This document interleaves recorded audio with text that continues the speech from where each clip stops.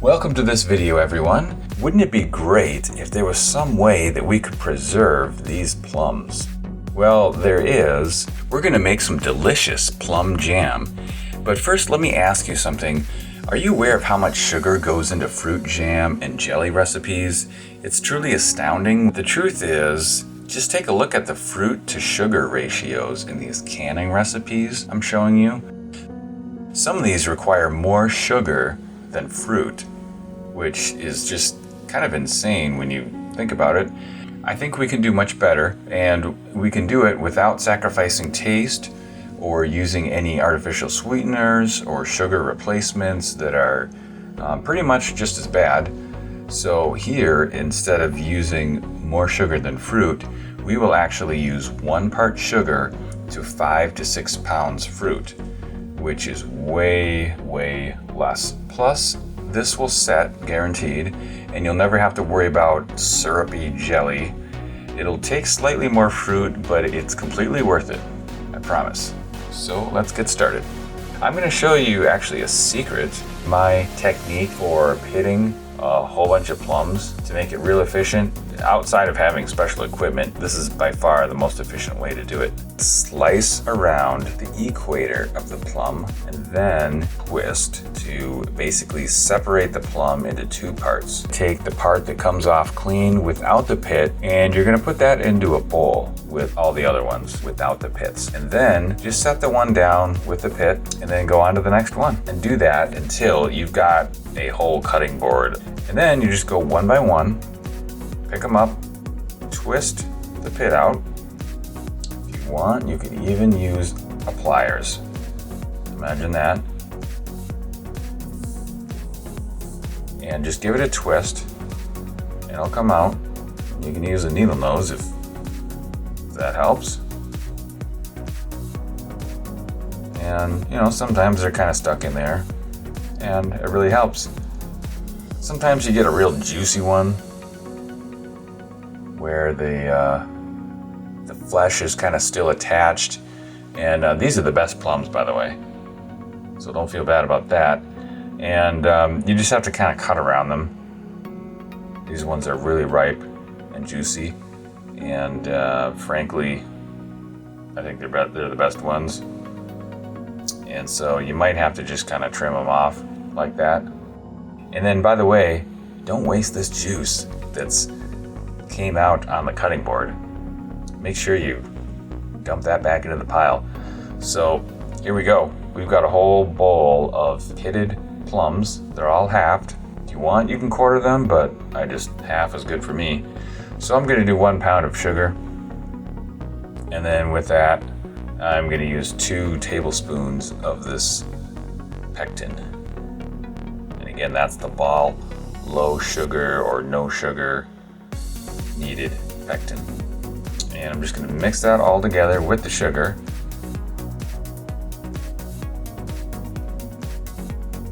I've read different reviews, and this is a way that seemed to be successful, and it worked for me. So I'm doing that, and then pour that over the plums. And then there's a couple ways to do this. You can, of course, get in there with your hands. I think that's a little more messy than I'm willing to do right now, so I like to just use a potato masher. Just mash it all up good. Mix it as you're mashing.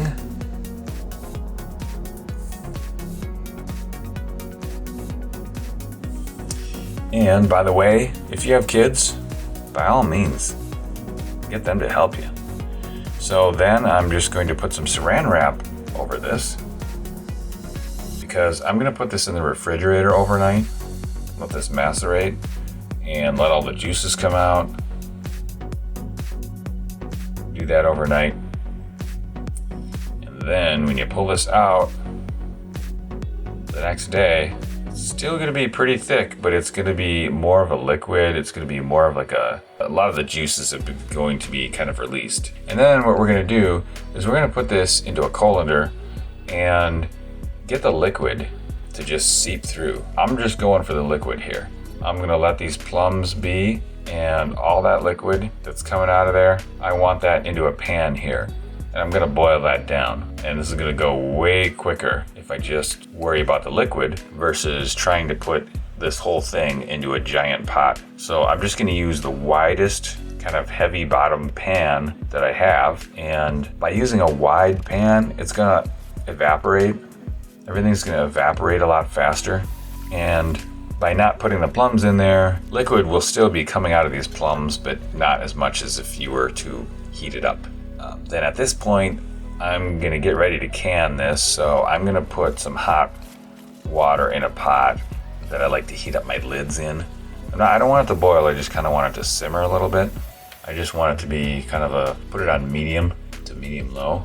And so there we go. Then we're gonna add the plums, and this, as you can see, the plums are gonna stay. So that's why this is kind of a cross between in between a preserve and a jam, because I'm preserving the plums whole, but they're still gonna kind of dissolve. And there's a reason why I'm doing this. It's because I like to have a little bit of the bite to my jam. I don't want just kind of a jello thing going on. I like to know that I'm actually eating fruit. That's kind of why I like to have the texture in there. Feel free to blend this up if you don't feel that way. If you just prefer to have a smooth texture, you can throw this in the blender and then can it up in the jar. But this is ready for the jars.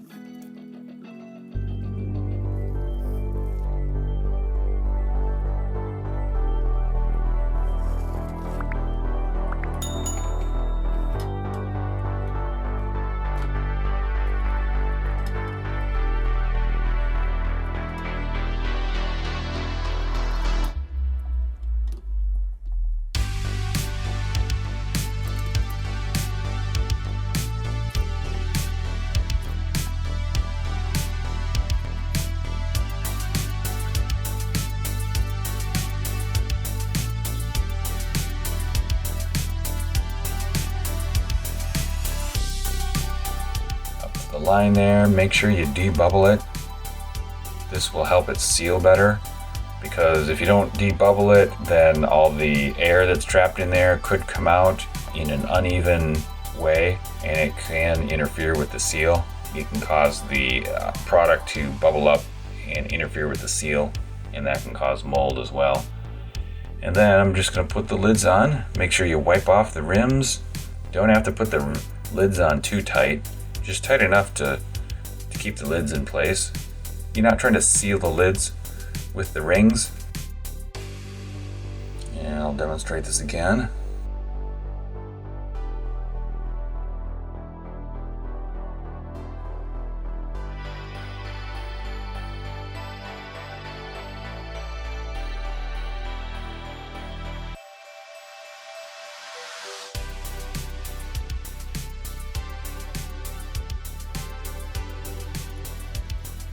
Like that, not too tight. And I'm only doing 2 jars, so I'll put them in the middle.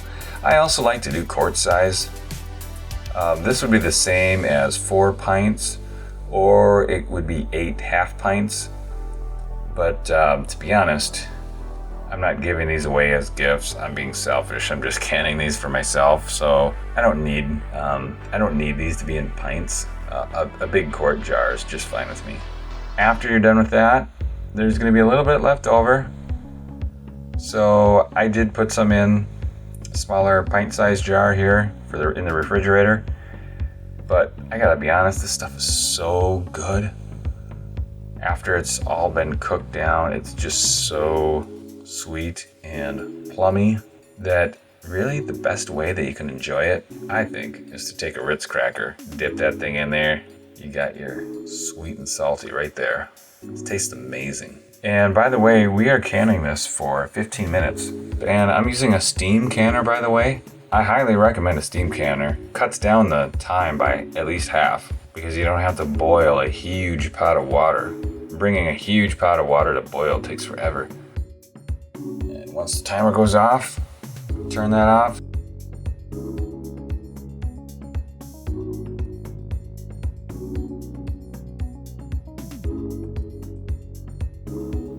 And so you can see it's kind of a preserve because you can see the plums in there, but it's not entirely.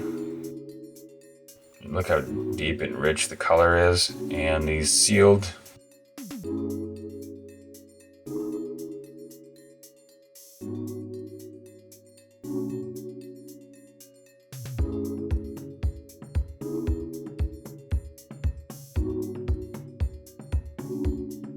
Nice and good. I let these rest for a while.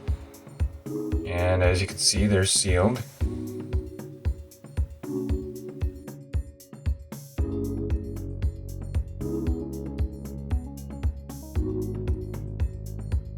And now let's test. So, I mean, that is set right there. I mean, no question, no doubt about it. It's not even all the way cooled off. It hasn't even been a day, hasn't been 4 weeks. It's set, no question. So then you want to put the dates on these.